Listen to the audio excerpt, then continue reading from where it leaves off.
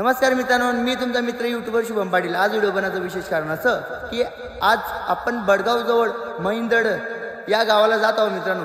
आज तिथे गणपती बाप्पाचं विसर्जन निमित्त दीपक बँड गलंगी आलेले आहेत मित्रांनो। तर मित्रांनो आम्ही तिथे जात आहे मित्रांनो। तर मित्रांनो फायनली आपण आलेलो